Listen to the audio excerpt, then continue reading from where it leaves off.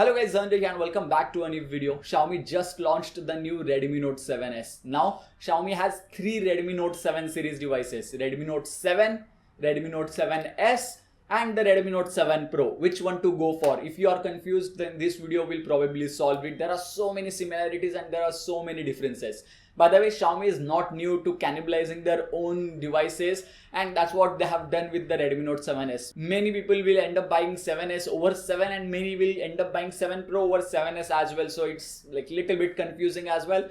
This video will help you solve that. Without further delay, let's get started. First of all, let's start with the similarities because there are so many similarities. The devices look identical. If I keep the devices like this and if I ask any expert to figure out which device is which, then I'm 110% sure that none of them will be able to distinguish between those unless and until they look at the camera bump, which is big on Redmi Note 7 Pro, little bit smaller on Redmi Note 7s and the smallest on the Redmi Note 7. And I guess that's the only exterior difference. When it comes to build quality, all these devices come with Gorilla Glass 5 in the front as well as in the back. Not just that, 4000 mAh battery with quick charge 4.0 support out of the box. And most importantly, quick charger will not be included in the box, which you will have to buy separately for 500 rupees from me.com or amazon.in. The link will be present in the description box below. These are the similarities. If you thought that's enough, no. Dot notch similar display quality is present on all these devices. Similar amount of bezels, not similar, same amount of bezels. Redmi Note 7, Redmi Note 7 Pro and the Redmi Note 7s. Bezels a little bit bigger as compared to Galaxy M20 or Realme 3 Pro, as I mentioned in my 7 Pro's review video. When it comes to software, all these devices are on MIUI 10 based on Android Pie, which is the latest Android version. All these three devices have P2I coating, meaning if you drop these devices accidentally in water or if you use them in light rain, then nothing should happen to them. I won't recommend you doing this. All these devices have IR blaster as well. I mean, there are so many similarities. One major important similarity between all these devices is ads. You will get ads in the software on Redmi Note 7, 7s and the 7 Pro. Let it be a 15,000 rupees or a 30,000 Xiaomi device, you are going to get ads. So that's present on all these three devices. Fantastic. Now let's talk about some major differentiating factors between these three devices. First one is going to be the processor. Redmi Note 7 Pro comes with the most powerful processor, Snapdragon 675. If your budget is 14,000 rupees and you need the best performance, then Redmi Note 7 Pro is the device to go for. When it comes to gaming performance, Redmi Note 7 Pro is the best. PUBG gameplay is best on Redmi Note 7 Pro as compared to Snapdragon 660 present on both these devices, which is clocked at 2.2 GHz. Does this mean that Redmi Note 7 Pro is way better as compared to these devices?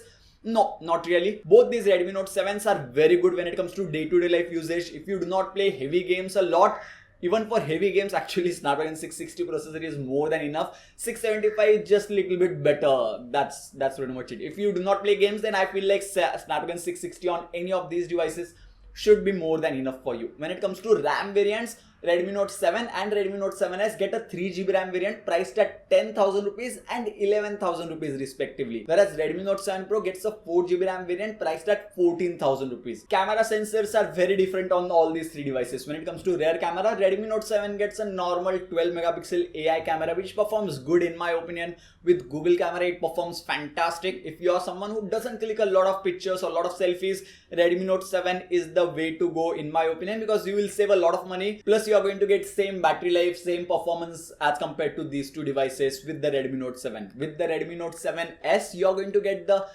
Samsung GM1 sensor, which is a 48 megapixel sensor. This is the cheapest 48 megapixel camera that you can buy in this particular price range, starting at 11,000 rupees for 3GB RAM and 13,000 rupees for 4GB RAM. When it comes to camera performance of Samsung GM1 against the Redmi Note 7 Pro's mighty IMX586 sensor, which is also present on OnePlus 7 and OnePlus 7 Pro, costing you about 50,000 rupees.